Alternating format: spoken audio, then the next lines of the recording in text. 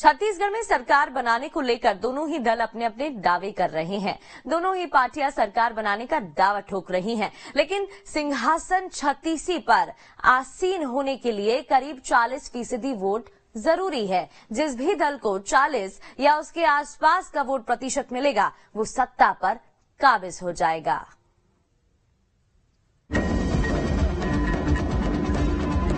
छत्तीसगढ़ में सत्ता की चाबी हासिल करने के लिए किसी भी दल को कम से कम 40% वोट शेयर जरूरी है।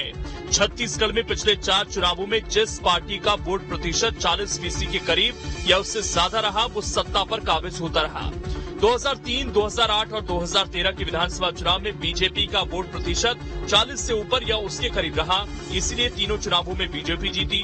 लेकिन 2018 में बीजेपी का वोट शेयर गिरकर 33% हुआ, तो वो सत्ता से बाहर हो गई और कांग्रेस 43% वोट प्रतिशत के साथ सत्ता में काबिज हो गई।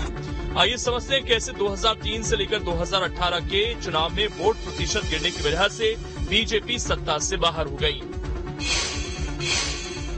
विधानसभा चुनाव 2003 में बीजेपी को 50 सीट मिली, उसका वोट शेयर 39.26% था।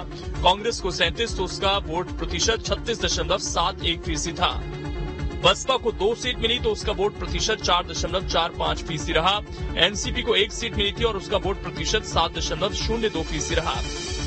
2003 में कांग्रेस सरकार बना ली थी। अगर एनसीपी ने वोट नहीं काटे होते, कांग्रेस से बगावत कर विद्याचरण शुक्ल ने एनसीपी ज्वाइन कर ली। एनसीपी ने 1 सीट जीती, लेकिन बड़ी संख्या में कांग्रेसी वोट कट गए। एनसीपी का वोट शेयर 7.2% रहा। इतना वोट कांग्रेस को मिलता तो शेयर 43% से ज्यादा हो जाता। बात करें अगर 2008 विधानसभा चुनाव की, तो बीजेपी को 50 सीट मिली, उसका वोट शेयर रहा 40.53%। वहीं कांग्रेस को 38 सीट मिली और उसका वोट प्रतिशत 38.63% रहा। वहीं बात करें अगर विधानसभा चुनाव 2013 की, तो यहां बीजेपी को 49 सीट मिली और उसका वोट शेयर 41.04% रहा, जबकि कांग्रेस को 39 सीट मिली और उसका वोट शेयर 40.04% रहा। वहीं 2018 में बीजेपी को कुल 15 सीट मिली, जबकि उसका वोट प्रतिशत रहा 32.98%। वहीं कांग्रेस को 68 सीट मिली और उसका वोट प्रतिशत 43.04% रहा। 2018 के चुनाव के बाद सरकार बदली। इस बार दोनों पार्टियों के बीच वोट शेयर का अंतर 10.07% रहा और कांग्रेस 53 सीटों पर बढ़त में रही।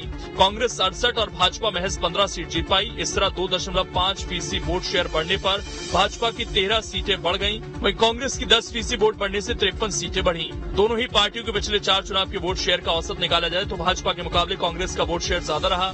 भाजपा का वोट शेयर 38.4% और कांग्रेस का 39.67% रहा। ओवरऑल औसत देखा जाए तो कांग्रेस की स्थिति बेहतर है, लेकिन वो 4 में से 1 ही चुनाव जीत पाई।